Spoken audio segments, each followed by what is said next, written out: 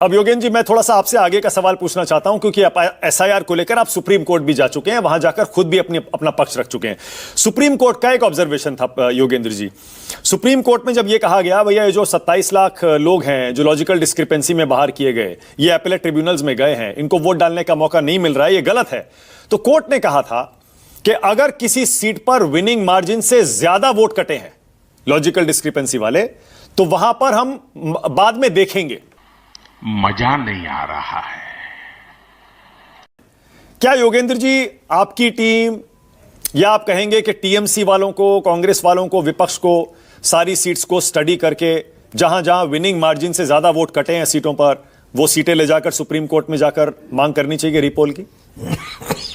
देखिए, ये एक बड़ा सवाल है और केवल कुछ सीटों के बारे में नहीं।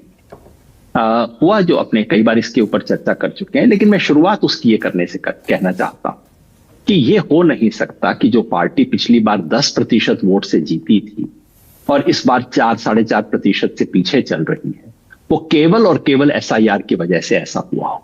जाहिर है जनता का असंतोष था, जाहिर है जनता में गुस्सा था, जाहिर है जनता में कुछ ना निराशा थी, इसके बिना ये चीजें होती नहीं है।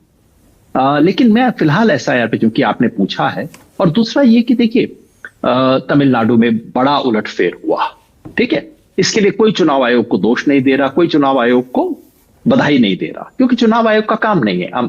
मैच जीतने पर अंपायर को बधाई नहीं दी जाती है, मैच जीतने पर टीम को बधाई दी जाती है। तमिलनाडु में चुनाव आयोग का कोई रोल नहीं था, केरला में कोई रोल नहीं था, असम में था, गलत था, लेकिन केवल उस वजह से बीजेपी नहीं जीती है। असम में चुनाव आयोग ने बीजेपी को कम्युनल प्रोपेगेंडा करने दिया, मगर उससे भी ज्यादा बुरी चीज जो की, वो डिलिमिटेशन इतना घटिया किया। किसी दिन मैं आपको उसके नक्शे दिखाऊंगा मानिक भाई, आप माथा ठनक जाएगा आपका नक्शे देख के चुनाव आयोग ने क्या किया। उसके बावजूद मैं कहता हूं, अगर वो चुनाव आयोग न भी करता तब भी बीजेपी चुनाव जीत रही थी और कांग्रेस से चुनाव हार रही थी। मैं असम में घूमा था, मैंने देखा था, तो मेरे को कहने में कोई गुरेज नहीं। लेकिन बंगाल में जो हुआ उसके बारे में सिंपल प्रश्न हमें पूछना चाहिए। अगर इन 27 लाख लोगों को वोट देने दिया जाता तो क्या वो परिणाम होता जो हम देख रहे हैं? मैं केवल 27 लाख की बात कर रहा हूं, मैं पूरे 90 लाख की बात नहीं कर रहा। बंगाल में टोटल 90 लाख वोट कटे हैं, जिसमें से 58 लाख वोट वो कटे हैं जो बाकी सब राज्यों में भी कटे थे। तो उसमें ठीक है, गलती भी थी, काफी फ्रॉड भी हुआ, लेकिन ऐसा नहीं कि टारगेटिंग नहीं हुआ था। इस 27 लाख में टारगेटिंग हुआ है, इसका प्रूफ मिल चुका है। और ये गलत डिलीशंस हुए थे, इसका अपीलेट ट्राइब्यूनल से प्रूफ मिल रहा है। जो केस जाता है अपीलेट ट्राइब्यूनल कहता है हाँ ये तो गलती हो गई थी, तुम कर सकते हो, है ना। तो इसका मतलब है इन 27 लाख लोगों को वोट देने का अधिकार होना चाहिए था। 27 लाख का मतलब होता है मानिक भाई 4.3%। अब आप अपने कंप्यूटर में झांक के देख सकते हैं कि इस वक्त बीजेपी कितने प्रतिशत से आगे है। वो लगभग 4.4% से आगे है। अब ये संयोग हो सकता है, ये तो संयोग है, जाहिर कोई बैठ के कंप्यूटर पे डिजाइन इस तरह से नहीं करता है। लेकिन अब आप सोचिए जरा, जो पार्टी 4.4% से हार रही है, उसके 4.3% वोट काटे गए। तू समझा? हाँ। नहीं, तू समझा नहीं। उसके बहुत, मैं लूजली कह रहा हूं, एग्जैक्टली वो नहीं होता, 100% की चीजें मैच नहीं करती हैं, लेकिन वो है।